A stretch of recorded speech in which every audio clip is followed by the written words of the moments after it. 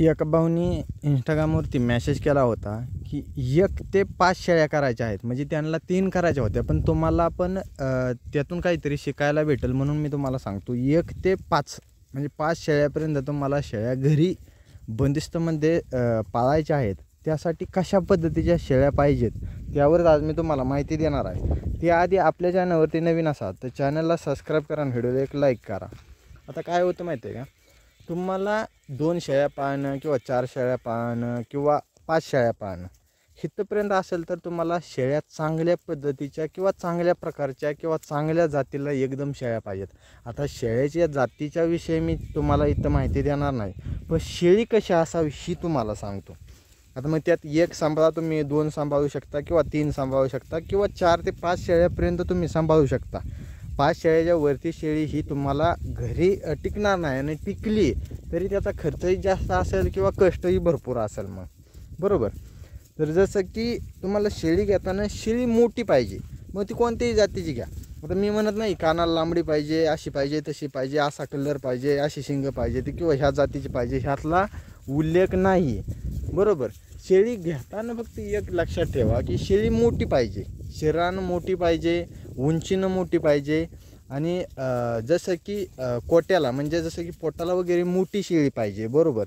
त्याचबरोबर जी कास असते, बरोबर, दूध येतं, ती कासही मोठी पाहिजे. आणि घरगुती म्हणा किंवा व्यापारी वर्गातून वळखीनं म्हणा एखाद्या किंवा अवलादीला कोणाच्यातली शेळी चांगली आहे अशी बघून, जेणेकरून 2, 2.5, 3, 3.5 लिटरपर्यंत शेळी दूध देणारी असते या.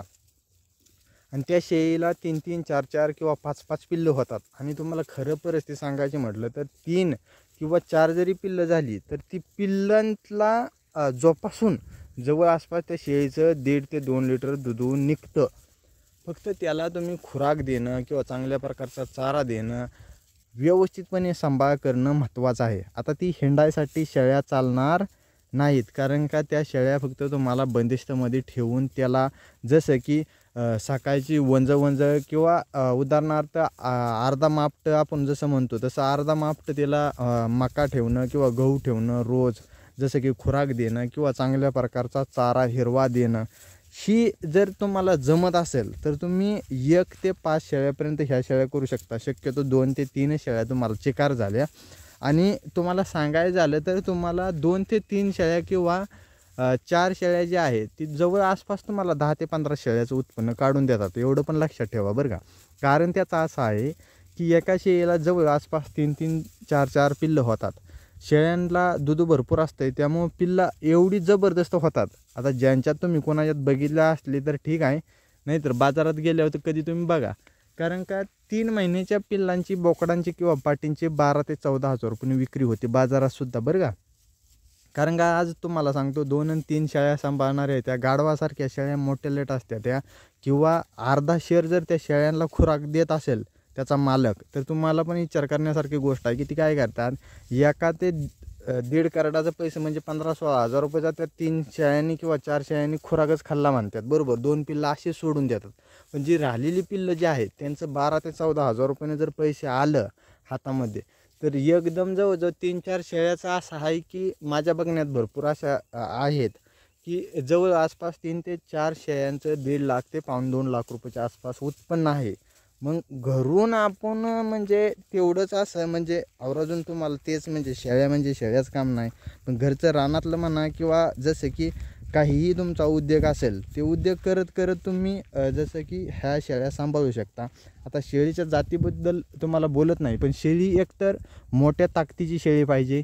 दुसरी गोष्ट म्हणजे दुधाला मोठी पाहिजे, म्हणजे जसं की 2-2.25 लिटर 1.5 लिटर असं दूध निघलं पाहिजे त्या शेळीला. मग तुम्ही घरगुती बघून किंवा जातीवंत बघून तिची पाट आणून किंवा तिचा जातीचा बोकड आणून तुम्ही असे अवलाद तयार करू शकता. आता तुम्हाला सांभाळतानाच 2 ते 3 सांभाळायचे ते म्हणल्यावर तुम्हाला असंच करावं लागतं. आता तुम्हाला 10-20 करायचे असतील तर तुम्ही सरळ बाजारात जावा, कास बघा, तांब्यावर एवढी कास दिसली का तुम्ही खरेदी करताय, आणताय चांगली शेळी आहे म्हणून, ती देते फुलपात्रभर किंवा कपभरच दूध, बरोबर. ह्या गोष्टी घडतात. फक्त अवलादीला चांगल्या बघून जर शेळ्या घेतल्या ना तर 2, 3, 4 शेळ्या किंवा 5 शेळ्यापर्यंत शेळ्या सांभाळायला तुम्हाला एकदम चांगल्या. 15 आणि 20 सांभाळून काही नाही आहे, बरोबर. 10-15 शेळ्याचं उत्पन्न तुम्हाला 3-4 शेळ्या कमवून देतात. कशाला एवढा कुटाणा करता.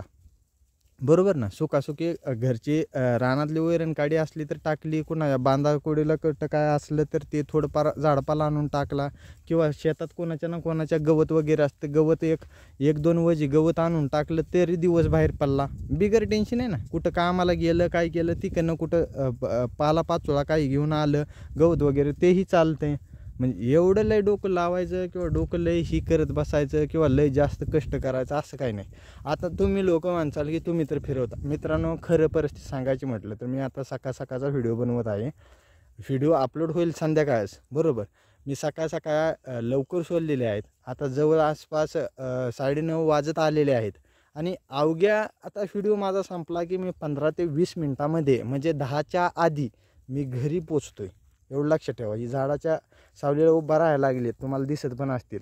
10 वाजेपर्यंत मी घरी पोचतोय. त्यावर संध्याकाळ सोडली तर सोडली, नाहीतर उद्या सकाळी किंवा उद्या संध्याकाळीच मी सोडणार आणि व्हिडिओ बनवून तुम्हाला ही करत असतो. कारण का मी थोड्या वेळासाठी एक अर्धा तासासाठी येत असतोय आणि तेवढ्यात तुम्हाला वाटत असतं. कारण का घरी पण काय असतं की भरपूर माणसं असतात, बरोबर.